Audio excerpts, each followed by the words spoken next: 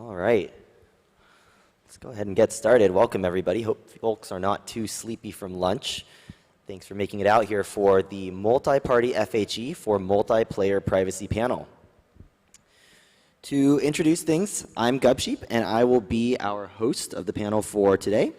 And I'm delighted to introduce our three panelists as well, three incredible cryptography engineers who have been working on various topics in programmable cryptography over the past several years. We have with us today Janmajaya, who is the founder of Gauss Labs and the creator of the Phantom Zone fully homomorphic encryption library. We have Edu, a researcher and engineer at PSE, who was one of the first contributors and developers on the ZKEVM project. That's the original ZKEVM project. And we also have with us Veronica, an open source developer who has worked on everything from consumer-facing crypto products at Coinbase to frontier cryptography prototyping alongside organizations like the EF and 0xPark. So the title of this panel is nominally about multi-party fully homomorphic encryption, but as with many things in this fast-moving world of programmable cryptography, and as you might have heard if you came to one of the other programmable cryptography panels earlier in this week, this term is largely a placeholder name for a set of concepts that we don't fully know yet how to describe or how to use or how to even think about yet necessarily in the clearest ways. But I want to start off by introducing this term itself because it's sort of been one of the best anchors we've had emerge in the past year for describing some of the things that have emerged from the recent world of research and development around these concepts. So maybe for starters, I'll direct the first question to Jay here. Can you tell us about MP-FHE? So this isn't a term that, as I understand, this is not a term that actually is conventionally used in the academic world of FHE. And what do we mean when we say multi-party FHE? You know, what distinguishes that from fully homomorphic encryption? How do we sort of think about that prefix in this context? Well, the way I would think about multi-party FHE is it's a way of doing multi-party computation using fully homomorphic encryption. And the advantage of this approach than taking the traditional ways of doing multi-party computation is, in this case, the computation is offloaded to the server. If you take a traditional approach to multi-party computation, let's just say secret sharing scheme or Yau's gobbling, you'd have to pay a bandwidth cost. It is not the compute that is bottleneck in that case, but you have to, upload things and send to the other party. The difference between multi-party FHE and the normal way people think of FHE, which is fully homomorphic encryption, is that in the single party FHE, where it's a single player game, a single person holds a secret key and then encrypts everything, sends it to the server. Server has some function that it usually wants to keep a private, let's just say a neural network. And the server would evaluate that neural network and send the output to the client back, and the client can decrypt it. But in contrast to this, in multi-party FHE, the secret key, which was just held by a single client in single-party FHE, is now split among multiple of them, so that individually no one can decrypt the output. Only when all of them come together, they can decrypt the output. And that's the difference between single-party FHE and multi-party FHE.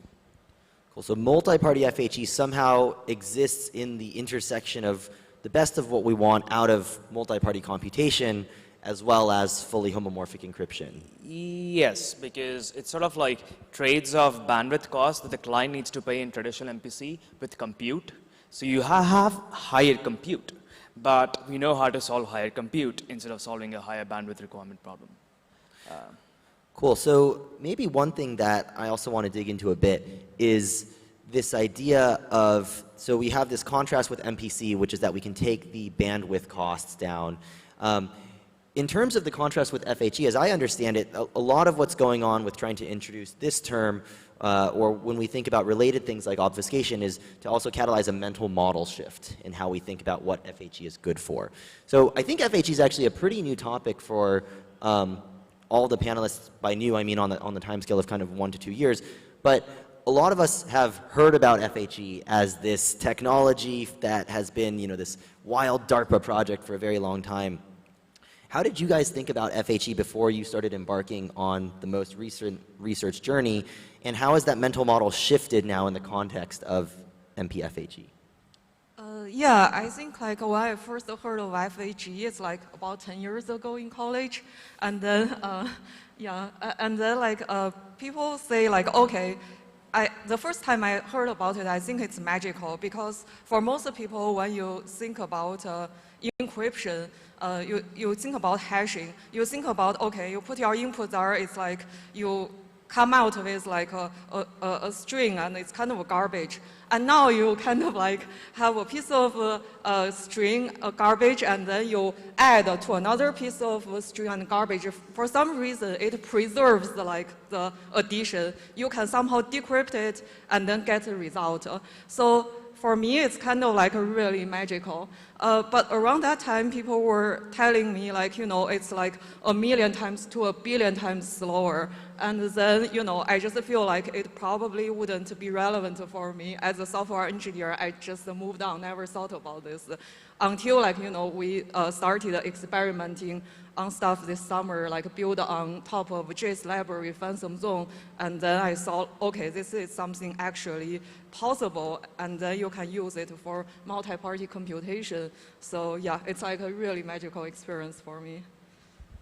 Yeah, I think I also learned about FHE first around 8 or 10 years ago, just like Veronica, and it also felt quite magical, but I found the technical side of things more interesting.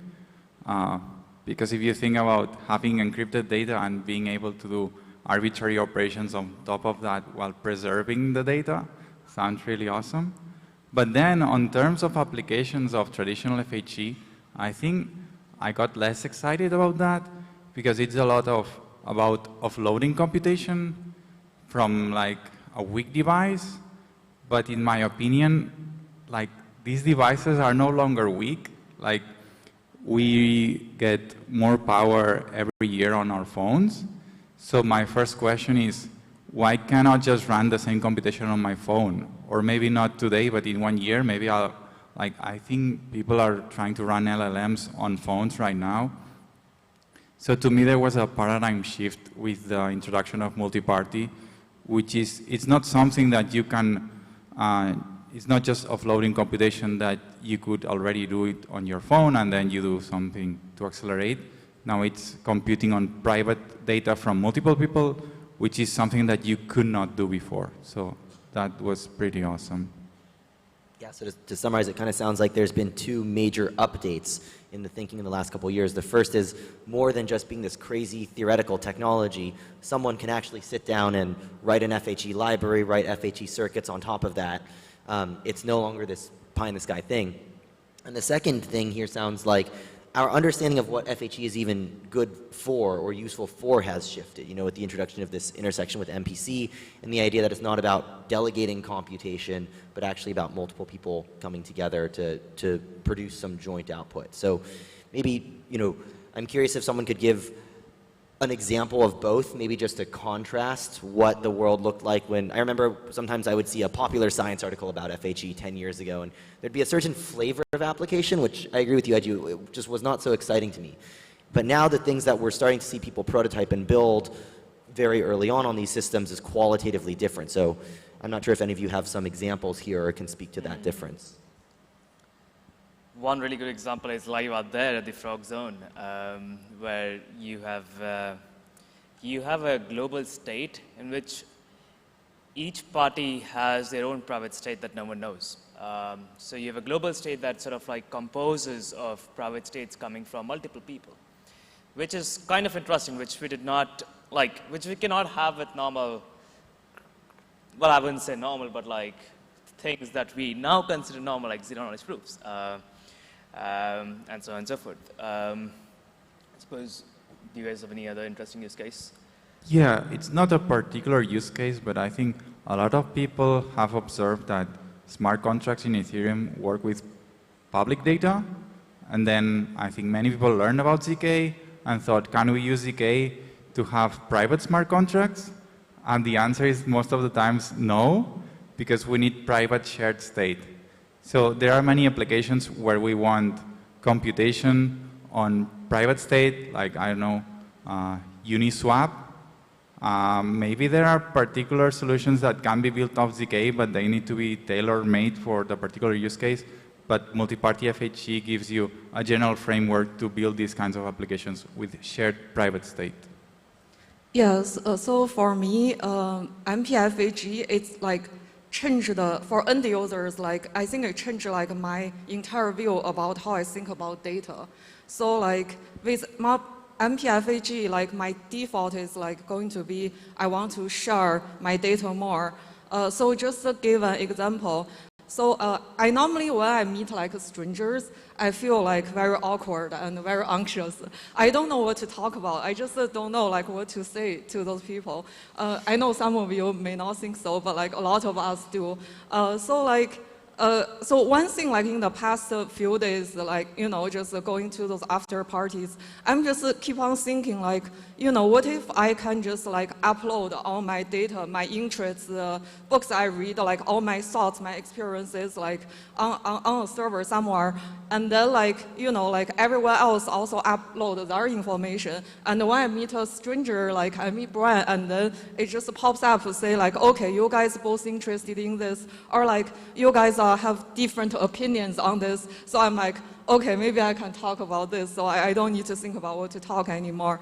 I think like in traditionally, like before like MP-FHE, like if I want to do this, I mean, I have to write the code, of course, but I still have to convince people to upload all those information to my service. Like, how do I trust people to do that? Like, I probably need to start a company and like trying to build a brand and like maybe make myself like Facebook or Google, and then people start to upload their data. And then like, you know, like when I have those data, I might not want to have all those data because it's kind of like scary, like what if I leak people's data?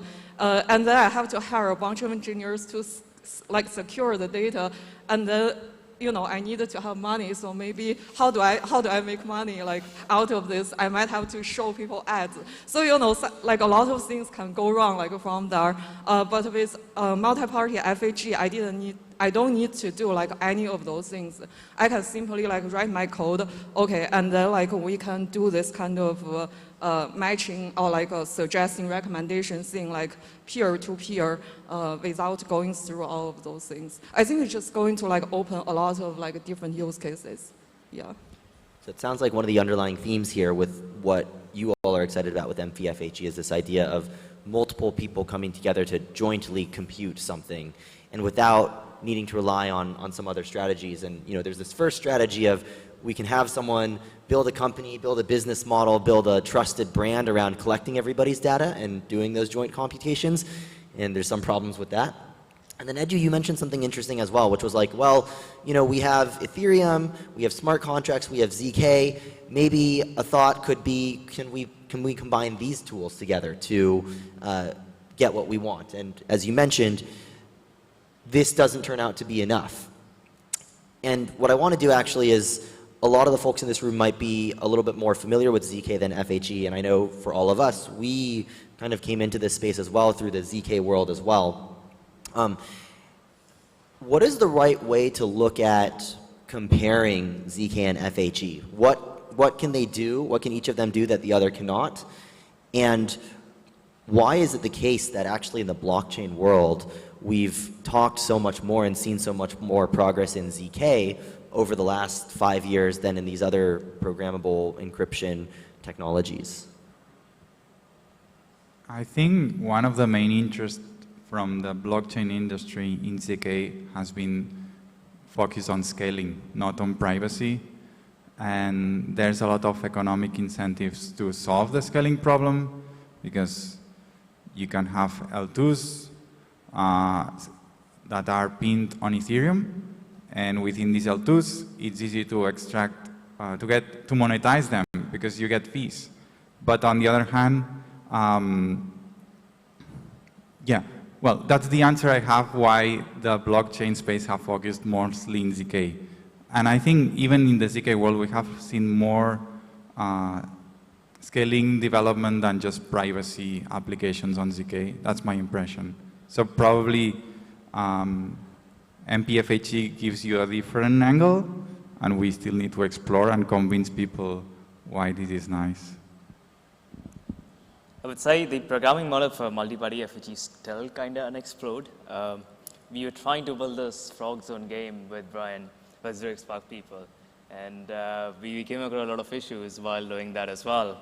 You know, we set up 5 servers just for that game, by the way. We just set up 5 servers just for the game, by the way. So the programming model for multi-party FHE is still very unexplored. It's not as clear as ZK at the moment. The difference is that I can point at a few differences. For example, it's not all in multi-party FHE. I suppose the memory access model becomes problematic because the moment you sort of leak which part of the memory you're reading, it sort of like violates the law of privacy. Like you cannot do that. So you have to pay linear amount of time to actually retrieve anything from the memory. So that becomes a problem. What becomes better is that now you have instead of just thinking in like single player term in ZK where you have just one person generating witnesses on their devices and then just posting the proof somewhere, what needs to be done in multi-party FHE world is like you have to consider multiple people and they have a shared state and a private state within that shared state. And that is sort of a switch which took me some time to grasp over. I would also quickly answer the second question. I somewhat agree with Edu that there's a huge economic incentive to build use ZK for scaling, but I also think that blockchain world people are not that comfortable with. So usually the people that are using multi-party FHE or like threshold FHE in certain scenarios at the moment for blockchain, they have something called God servers. These are the servers that hold these secret shards that we usually put on in the clients. Blockchain people are not that much comfortable with it. And that is the tangible part of FHE. That is like what is possible at the moment. And what we need to do now is sort of like figure out a way around that problem, which is more like not tangible at the moment. Like people are not able to see a way around it, which inevitably leads to something called program obfuscation, which we can talk about later as well. So I think that it's not just about like there's a huge economic incentive. It's also because getting around this problem of God servers holding the secret shards is a challenge. It's more like a theoretical question at the moment than within the realms of like us right out of college being able to do all these things. So there's also a switch over there. So maybe actually one thing I'll prompt here as well is it sounds like the reasons that you guys are mentioning are related to, on the one hand, there's the economic incentive for blockchains that drive ZK forwards, or at least ZK for scalability forwards. Not clear yet how far it drives ZK for privacy. And then on the other hand, there is ultimately this technological problem of can we make the idea of secret shards that need to be held by a bunch of people more palpable to different communities that could adopt this technology. But what that also kind of signals to me is there's a little bit of like almost like a social or a cultural aspect to that. What I'm curious about also is from a technological perspective or a theoretical perspective, is there an inherent reason why ZK needed to happen 3 to 5 years earlier than FHE? Or is it actually the case that we think it's more of a social, economic incentive, that sort of thing that's pulling this forward? In other words, could FHE, is there actually just a lot of low-hanging fruit that's waiting to be discovered, or is FHE inherently harder somehow?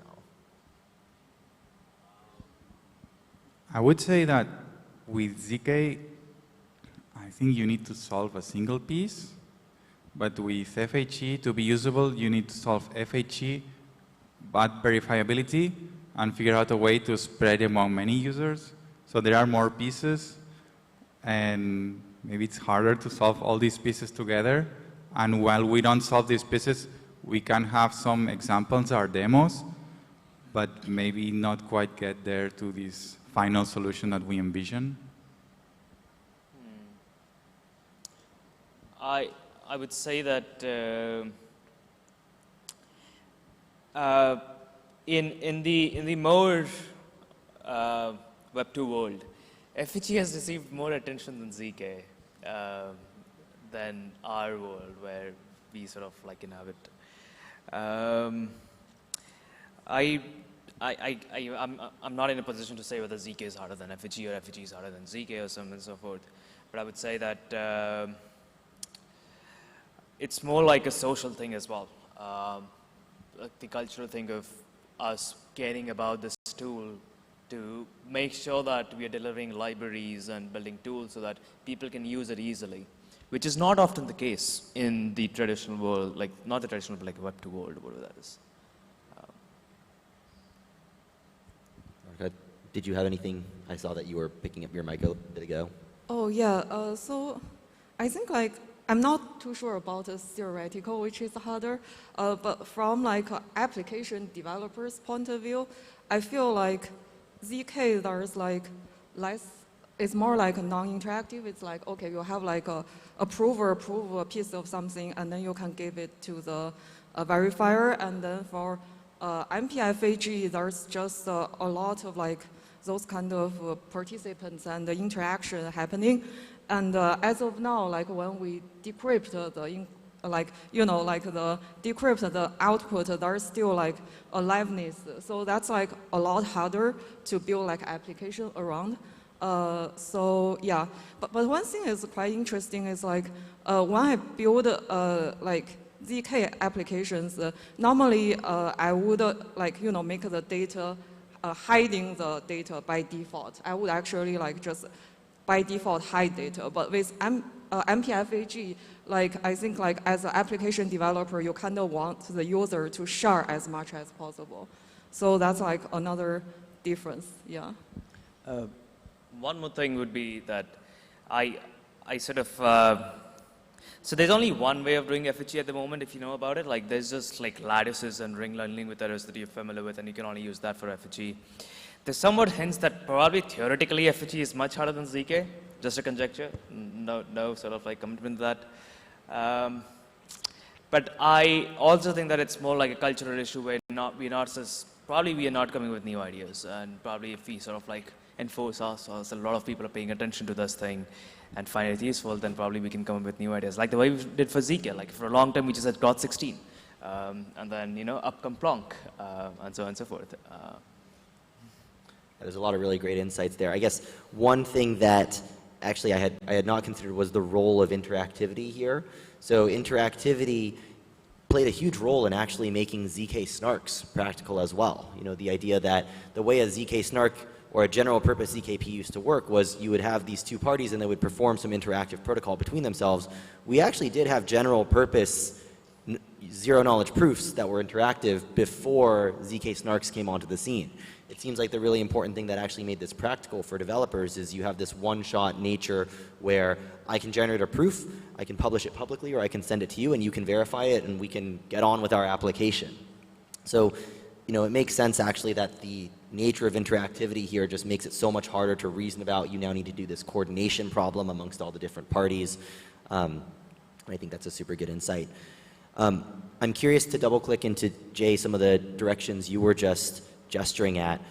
From the theoretical perspective, what can we carry over from what we know from, I guess, the first branch or generation of programmable cryptography that we have really advanced? What carries over from ZK into FHE, or are we in a totally different world? How do we think about development in this space?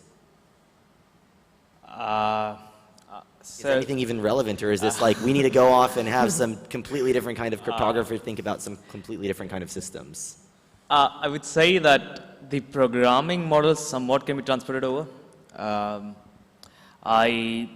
When first starting with FHE, I was having enough information about ZK did help me sort of understand a lot of things, but the primitives are entirely different. You're working with lattices, which are much simpler than elliptic curves. So that's a good point. There are less ways. I do not know, but like I think that there are less ways to shoot yourself in the leg with lattices, because now we have standardized parameters and so on and so forth. There are more ways to shoot yourself in the leg with the elliptic curves, at least on the base primitive level. Lattices sort of like they give you more API, probably because of which they give you, when I say API, sort of like, I think of hardness assumption as API giving me things to manipulate. I think lattices give you more structure in terms of like the API, which gives you FHE eventually.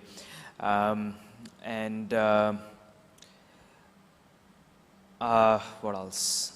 One thing about elliptic curves is that the size of any ciphertext that you encrypt using, the normal cryptography that we know is like very small. Lattices blow up everything. Like the data that you sent over the communication is way bigger than the way you would do it, maybe if it's by some commitment or something like that. What else? Did I miss anything? Yeah, one thing I'm curious about also is, when we sort of bottom out at in terms of the ZK performance story, we bottom out in things like FFTs or fast Fourier transforms or MSMs, multiscalar multiplications. What do we bottom out, at least in the current generation of FHE schemes? Are any of those similar? Does any of our acceleration work, hardware work, ways of thinking about parallelization, do any of those carry over? Yeah, they do, because all we are working with is polynomials. In FHE you have polynomials, in ZK you have polynomials, and you have to multiply these polynomials, which requires something called fast Fourier transforms, if you want to do them efficiently. And I suppose that really applies. Like all the work that is happening, at least on the GPU side for ZK, sort of ports over to, I would rather go ahead and conjecture that it's directly ports over to the FHE world, because all of them are working over friendly primes like Goldilocks. Or all of them are probably not working with FFTs, but like probably Mercenary Prime or Goldilocks and so on and so forth. So I think that is completely relevant to the FHE world as well.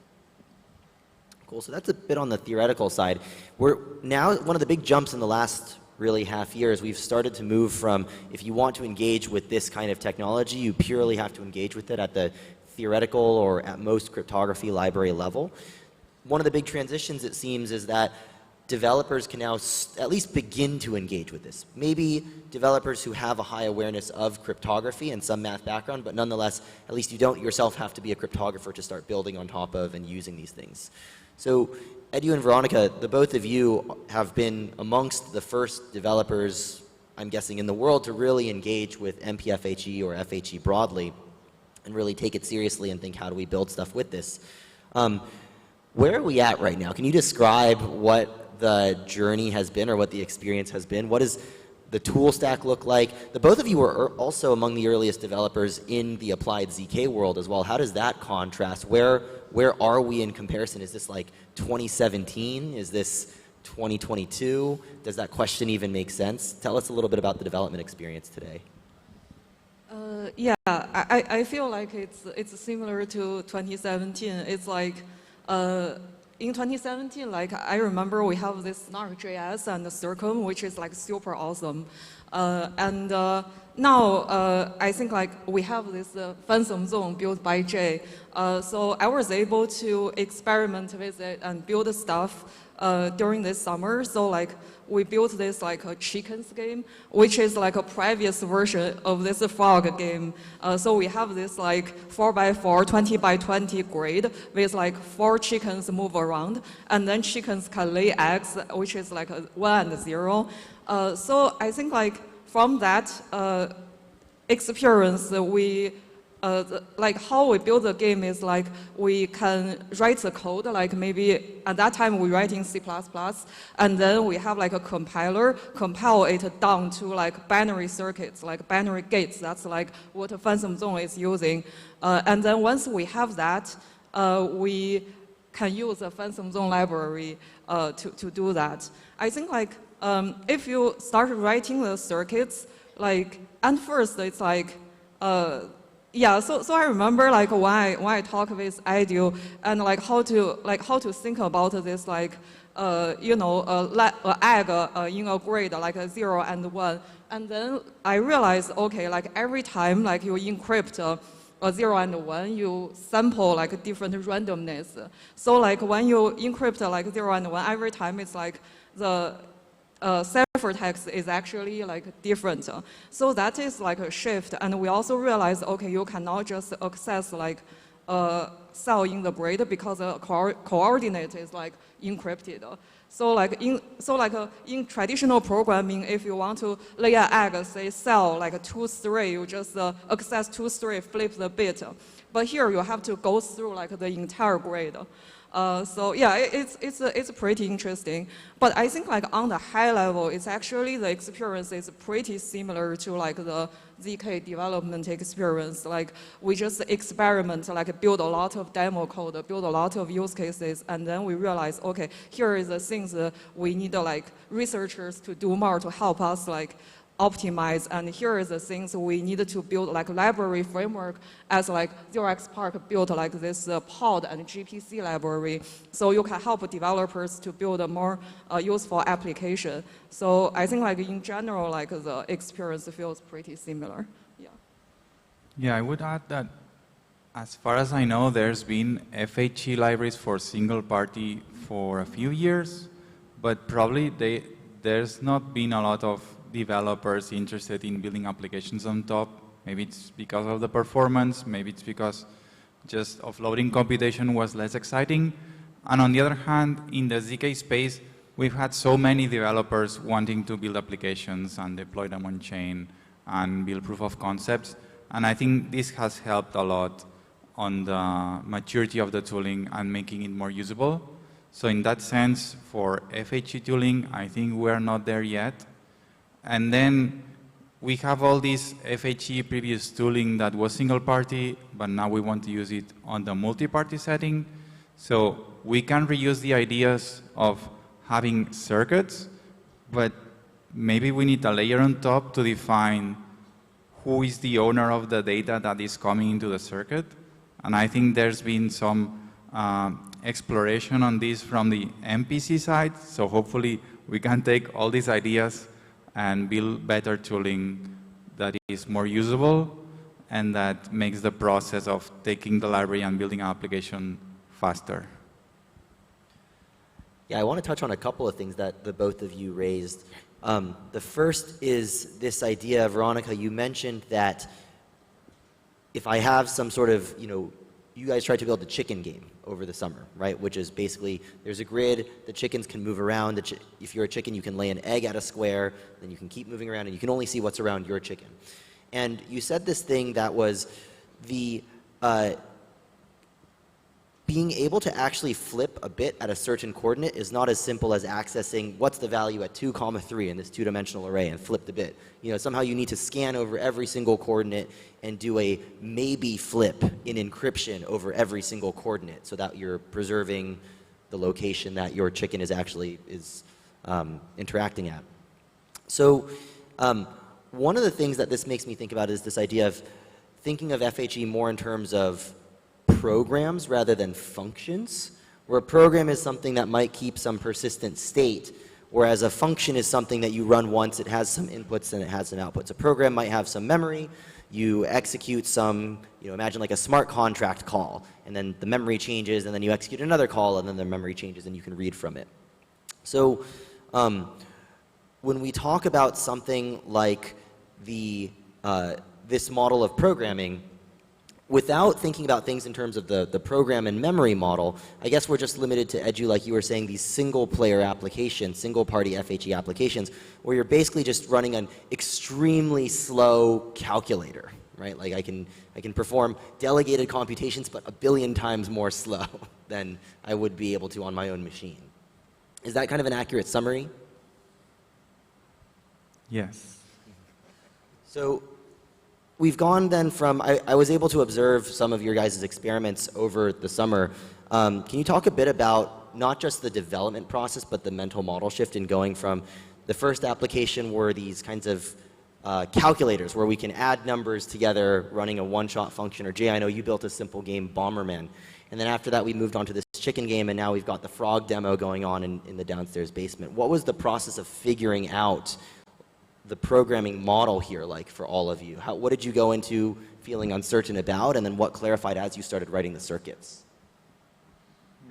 I would say that one of the challenges that if you imagine this server that is running FHE functions and has a private state, and then clients keep sending requests to run stuff on this private state, there is the question of how much does the server see? For instance, you can have a state and 4 methods, and the server knows which method you are calling to update the state, but you could also put these methods encrypted so there's only a single endpoint, and there's like a switch in the circuit that picks the method and then runs the computation. And there's also, like, if you try to balance both, you will find trade-offs between performance and privacy. So trying to reason about that is pretty hard. For me, it was, so in FHE, turns out that you have to perform something called bootstrapping a lot. Like this is a bootstrap, this is a single operation that is the bottleneck, requires a lot of polynomial multiplications, and your entire function is like many of these bootstrapping operations. I observed myself to switch over from like, I just started appreciating parallelization a lot more after FHE than before, because what you can do is like you can take a program, but you can write a program in a way so that it's very parallelizable. And you can assume you have a server in the cloud that has, you know, thousands of cores, and you just put it over there and it executes in parallel, and the latency is like really low. So that is one thing that I'd like to mention is like in FHE you just start to appreciate the power of parallelization a lot more than otherwise. Yeah, yeah, as I said, like, you know, access like memory, like, is hard. Another thing is hard is like, how do you think about how to represent states? Like that, like, actually, you know, matters a lot, like, in terms of the performance of the algorithm. So, like, think about how do you, like, bundle states together?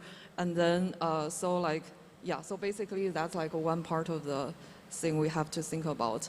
Another thing is, like, I think it's just how do you think about your API, and like, because the thing is like, you can do like a bunch of computation, and at the end, like, if you want to actually see the result, you have to have like every party to decrypt it, and then so you can get the result. So that is one thing to really think about. And also, like, you think about who gets the result, because the person who decrypted the last, like, who get all the other people's decryption shares would see the result. So that is also another thing to think about when you design your program. So we're getting back to this interactivity topic that we touched on earlier in this panel. It seems like this is a real thorn in our ability to build more scalable MP-FHE applications. I mean, as far as I'm aware, all the demos that each of you has tried to run are involving at most 3 or 4 parties.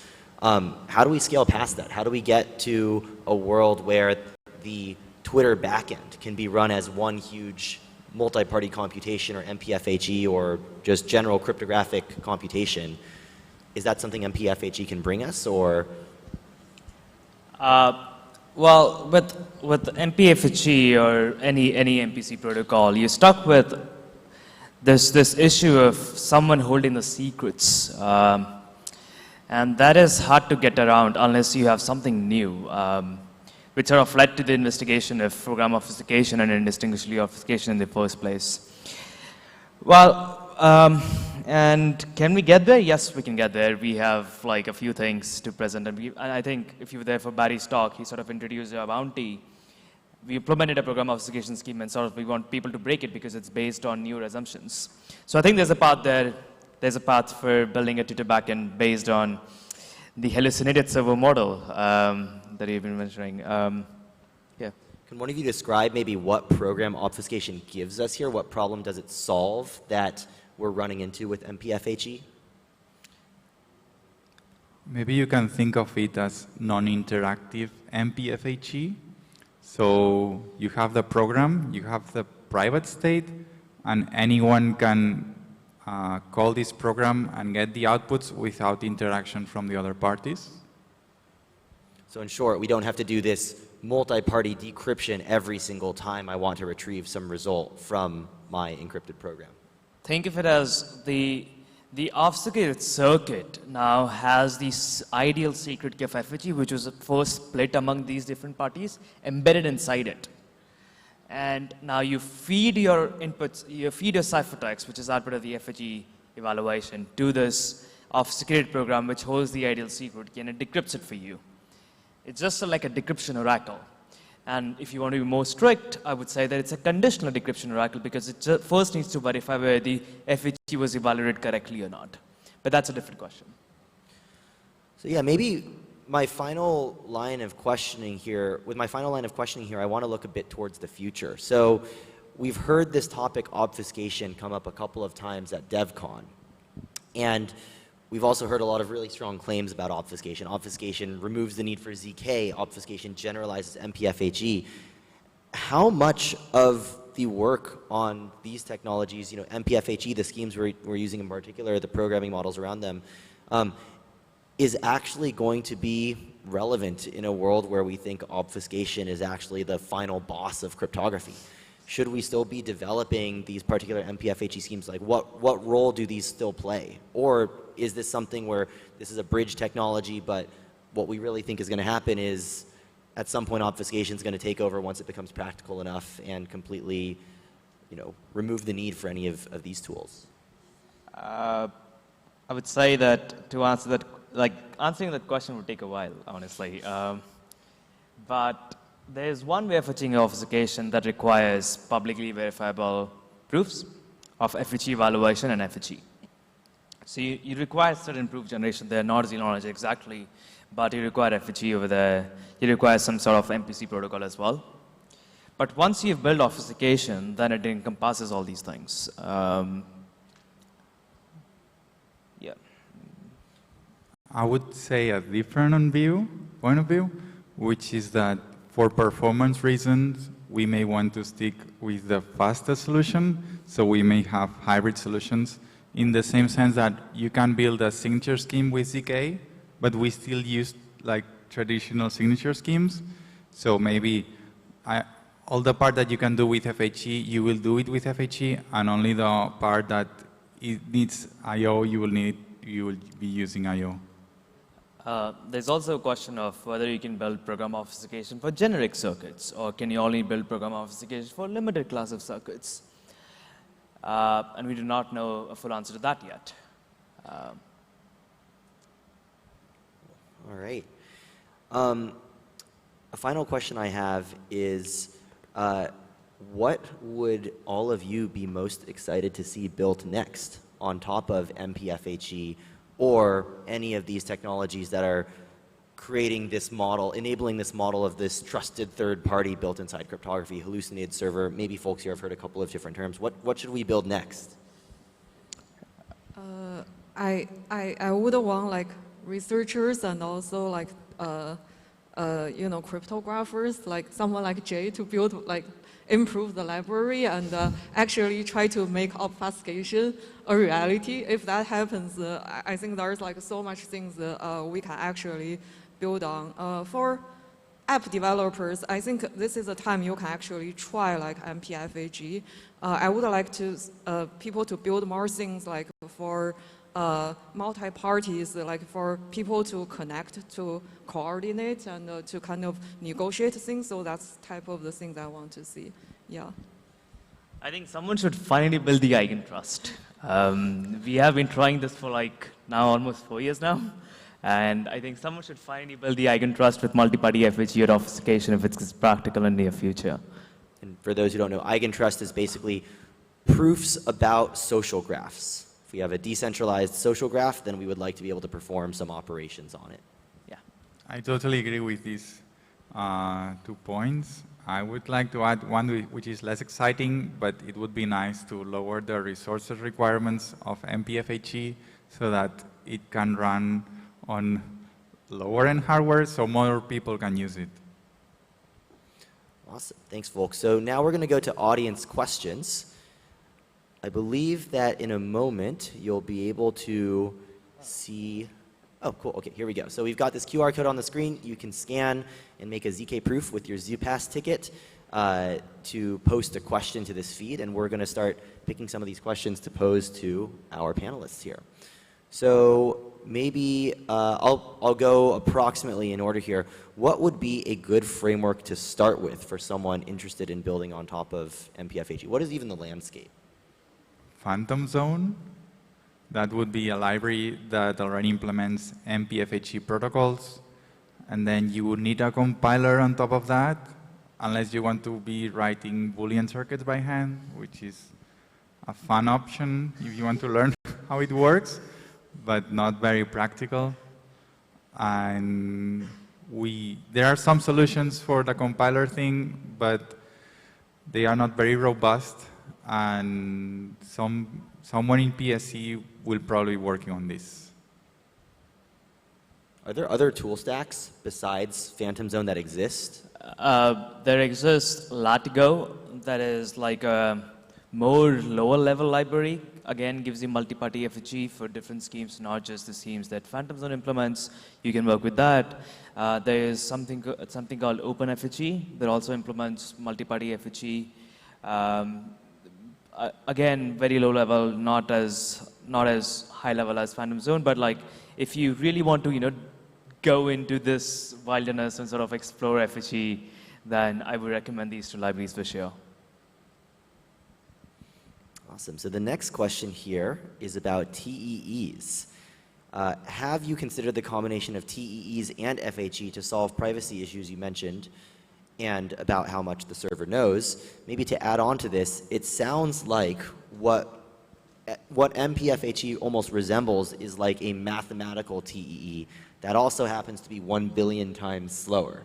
So I'm curious for each of your takes on basically, why is it worth exploring this avenue? Why is it worth incurring such a high performance cost overhead? Is it because we believe that that cost is going to go down enormously, or is it because we believe that there's some fundamental reason why the direction of things like FHE and obfuscation versus the direction of things like TEs lead us to different capabilities?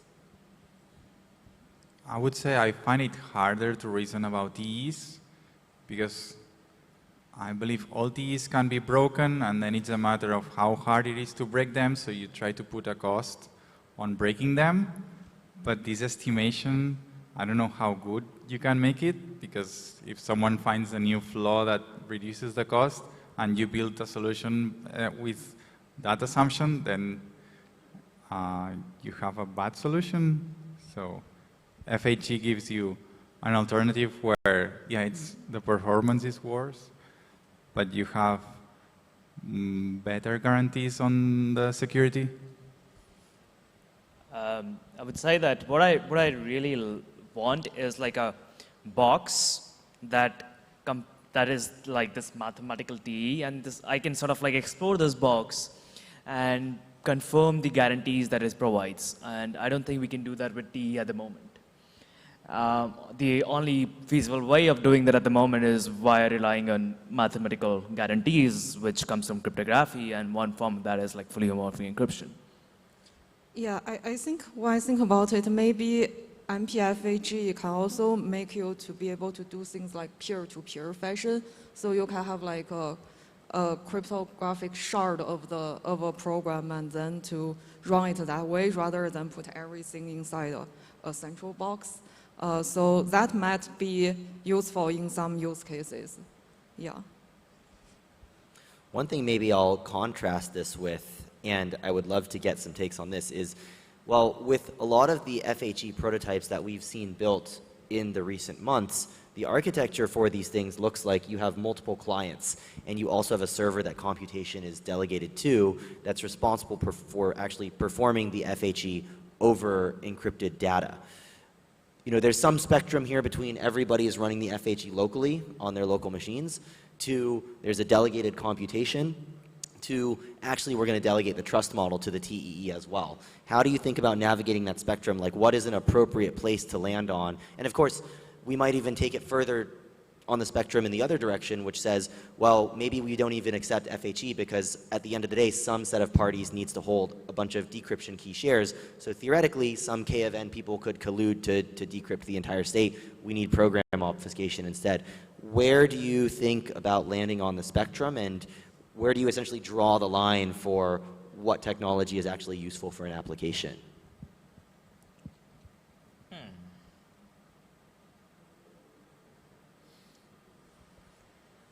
Yeah, I think there should be a world all those things exist, and depending on the special, like your use case, and then you choose one versus the other. You might think about like what of your security guarantee you want to achieve, like, and then also like the performance and like how is the when you have users, like how is the user flow going to look like? So yeah.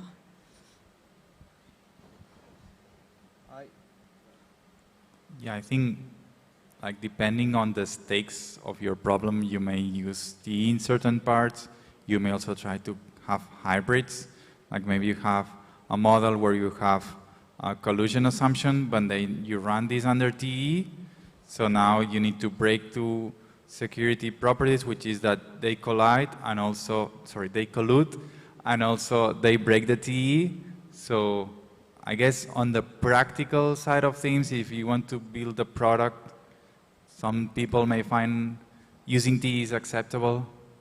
But I think we as a, I don't know, as researchers, we should try to push more and try to work towards having practical MP-FHE and practical MPC in general. The problem with relying on just TEs or even like this God server model of the multiple servers in the cloud, probably, you know, TE servers in the cloud holding the secret shards, is that the moment you try to build a big application or the moment there's enough incentives, people will break it. Like the moment there's a way to break it, people will break it. Which sort of like forced me to push on this other direction where we should really aim for program obfuscation to become practical for any of these things to scale in terms of going global. It would be really hard to even scale multi-party FHE if you're not able to get around this problem. One other thing that I want to ask about, and this is inspired by one of the questions on the screen, which is about ECDSA, the signature scheme Ethereum uses, is where do these technologies intersect with blockchain? I mean, after all, we are at Devcon, the annual or semi-annual Ethereum developer conference. And it also sounds like the way that we've been talking about MP-FHE, obfuscation, hallucinated servers, and all these concepts is very similar to the idea of the world computer spiritually that Ethereum is gesturing towards. So are there any specific technical interfaces that any of you think about as this is the border between FHE and blockchain in the near future? Right now it might not be performant enough, but where are we going to see these things finally dock or converge, or how should we think about docking them?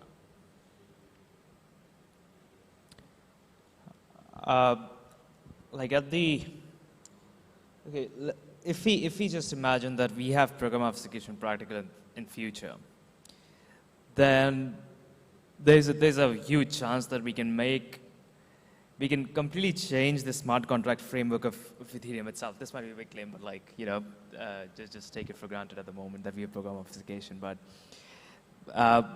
we can completely replace that with IO. Or program obfuscation. We cannot do that at the moment with multi-party FHE because us as the community are not comfortable with these God servers holding the secret shots. Which is why I also think that we cannot dock at the moment. We would make future progresses to be able to be compatible with what blockchain people are comfortable with. I mean, this kind of gets me back to some of the discussion we had about interactivity, right? So ZK snarks became a very good fit for blockchains once they became non-interactive. When we had general purpose interactive ZKPs, the liveness assumptions needed to interoperate with smart contracts were just too high. Is that a fundamental barrier to FHE and blockchains, or is that something where we can actually do some sort of hacks in the near term to find some useful convergence? I can imagine some solutions where like a small party coordinates outside of the blockchain, and they compute something with multi-party FHE and send it to the blockchain. For instance, I don't know, like FHE multi-sig, something like that. I guess that would be. But when you want to go to the global state with no coordination, I think the only solution is going to be program obfuscation. Awesome. All right. That is all the time that we have. Let's give a big round of applause to our panelists.